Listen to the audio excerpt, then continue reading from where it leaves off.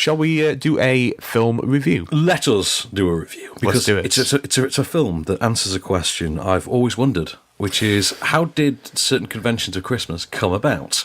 I've wondered this as well. Yeah. And we find out how it invented Christmas. Exactly. Oh, the segue brilliance. So this is from director Barrett Nalluri, who was, I know, as a TV director. What's his name, sorry? Barrett Nalluri. Great name. Right, I know him primarily as having started out as a TV director. He cut his teeth on Spooks for the BBC, and he was really actively involved with that show. And then between seasons of that, he would go off to the US and shoot sort of low-budget genre films. And I think the most high-profile one he ever did was, wait for it, the best of the Crow sequels, Crow Salvation. Okay? I defy anyone to argue that one with me. Salvation is the best. That's of the Crow pretty sequels. faint praise. The David Boreanaz one sucked. I don't want to admit that, but it did. Edward Furlong as the Crow. I mean, really? Oh, no thanks. No, not interested. I'll take Eric Mabius, thank you very much. Eric Mabius and what's her name, Kirsten Dunst. Okay, so The Man Who Invented Christmas, Barrett Nalluri, stars Dan Stevens as Charles Dickens, who actually technically is credited for inventing our modern conception of Christmas. And what you've got here is, I don't know if you've seen one of these recently, an author biopic about how an author wrote his, most famous text. The idea is he wrote Oliver Twist, he then wrote 3 flops in a row, and then in order to get his mojo back and pay his bills, he came up with what would be called a Christmas Carol in record time. He started it in October. And he was out for December. And he had it out for Christmas. This thing came out quicker than a Daddy's Home sequel. Anyway, which is actually factually accurate. Yeah, it is, yeah. We were like, how is this going to be out in time? And here is a clip. Why Christmas? Why not? Does anybody really celebrate it anymore, apart from our clerk, who never misses an opportunity to take a day off with pay? More or less an opportunity for picking a man's pocket every 25th of December. What we mean to say, Mr. Dickens, is not much of a market for Christmas books, what?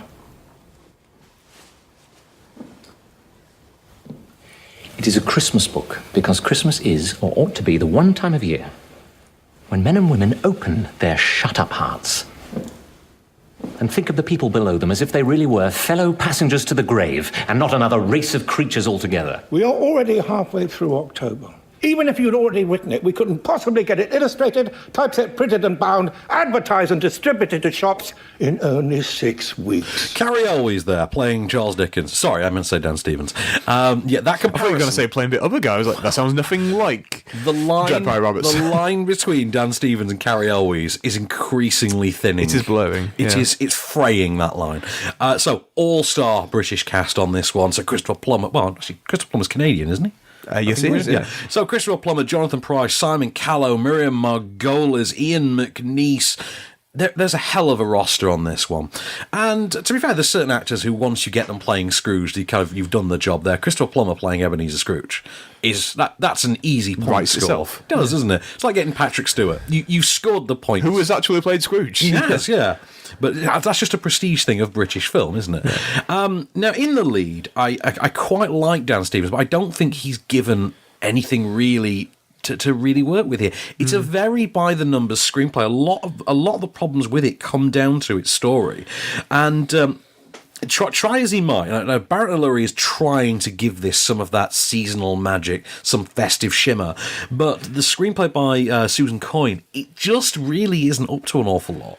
And it feels the way, if you heard the clip, there's moments where they drop a line of dialogue in that's clearly going to be in A Christmas Carol, for things like that. Like the way he hears Bar Humbug for the first time. It's full of those moments. You always get them in biopics, or really schlocky movies where, so I suppose you're some kind of Suicide Squad? Those kind of it's lines. the name of the film. It's the name of the movie. It's when we do the little golf claps, isn't it? Yeah, you do the golf club. Yeah, it's like in Wonder when they say, you've got to have wonder. Kind of like that. Spoiler alert, the word wonder is in Wonder. Anyway, so there's a lot of that going on, and really it seems like that's where the most effort went in it. I didn't dislike it, but I did feel kind of a little bit unengaged at times because there's not an awful lot to it beyond the sort of film that the BBC makes and puts on Christmas Eve or Christmas Day. You can absolutely, it's of no more calibre than that, and you can absolutely see that that's where this goes. This film clearly winds up on BBC One on Christmas Day one year, and like 4 o'clock in the afternoon, you think, okay, fair enough. You know, before the actual primetime stuff starts.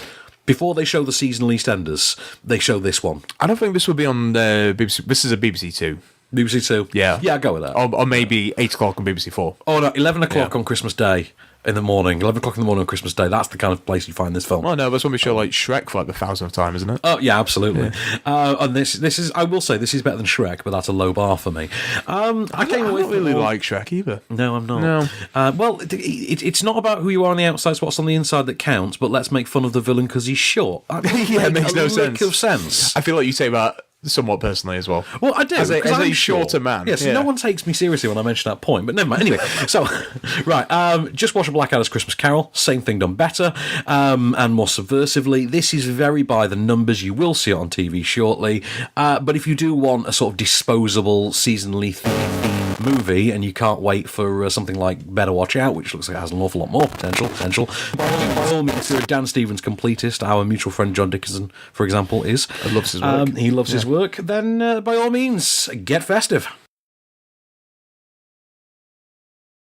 On screen.